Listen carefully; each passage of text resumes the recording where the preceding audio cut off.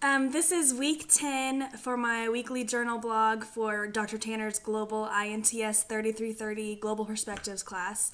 This is the service learning course. So not much has really changed this week from last week. We didn't have class again this week for a work day. My group is definitely still planning our, our final draft is due, let me see, I have my planner here. I think it's due next Tuesday. Yes, it is due next Tuesday, the final copy. Luckily, on the rough draft, we didn't have a whole lot of corrections that needed to be made, so for the final draft, it shouldn't be too overwhelming. I think we actually all did, a really good job on the rough draft, which was really helpful in finalizing this final draft. I think we're going to try and have a group meeting face-to-face with everyone that can attend this week. Maybe I think Thursday is what we were talking about doing. That's where we're kind of just figure out exactly what needs to be done before the project is due a week from yesterday. So that's really all. Nothing, like I said, has really changed in the course of our plan. So basically, we just really need to get together and kind of figure out exactly what we want this final product to look like, kind of how we're going to probably delegate tasks to each group member again, because there is so much work in each section. It's important we kind of pass out tasks to every group member so that we can get them done most efficiently and fastest. And those group meetings really help with that, because in the group meetings, we really sit down and talk about like what are all the final steps that we have left. Specifically, how many steps do we have left, and then we kind of just pass out steps to group members, and once we've passed out the steps, we all kind of talk about what we expect the outcome to look like. That way, whoever is assigned whatever topic or step or task, they kind of know when they go home and start to work on it what the whole group as a whole is expecting the final product to look like.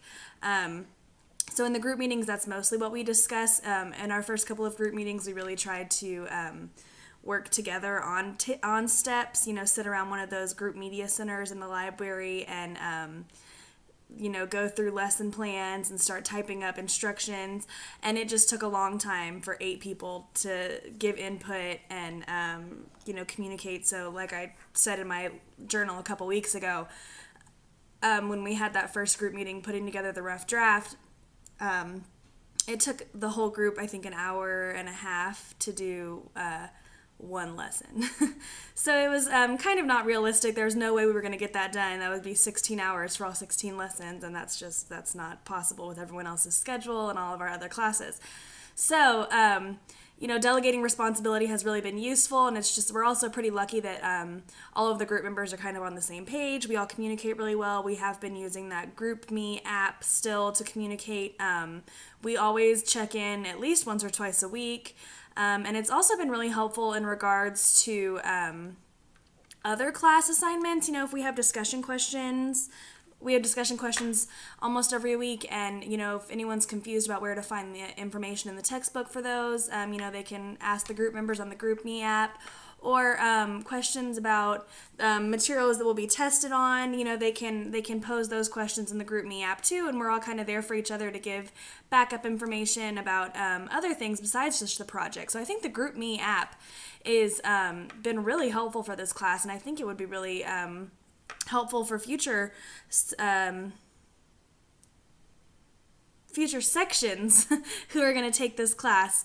I think that GroupMe app would be a really valuable tool for Dr. Tanner to tell those other groups about, because everyone has smartphones right by them at all times, so it's kind of useful to have an app where you can talk to everyone and it kind of goes straight to your phone and you can respond kind of like a text message, and you can also share pictures and files, things like that. So it's really awesome.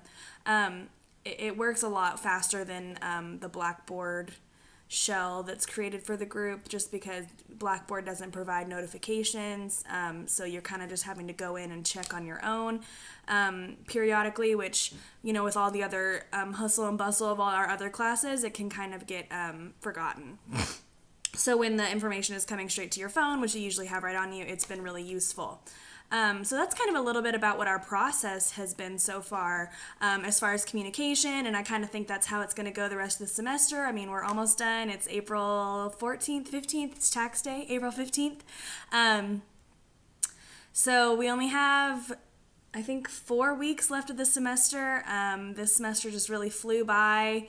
And we're about to get this final project here done, and we'll kind of get to look back and see all the work we've done and kind of send it off to Zanzibar and hope that we have some good results. I hope that the teachers find at least some of the stuff that we did useful. You know, we are the first class to do this, so if some of the activities or worksheets or anything that we've put together don't really translate over there, don't work well, then we kind of set the benchmark for what future sections in this class can expect, which is useful in itself. So I think that that's something that I'm excited to kind of see, get feedback on. Hopefully after the semester's over, Dr. Tanner could give us some feedback, even though we won't be in class anymore. I'm graduating, so I would really like to know the effect of our materials here after the semester's over. So like I said, I think this is week 10. Oh, I'm sorry, this is week 11. I said week 10 at the beginning. Journal number 11. Wow, I've done 11 of these.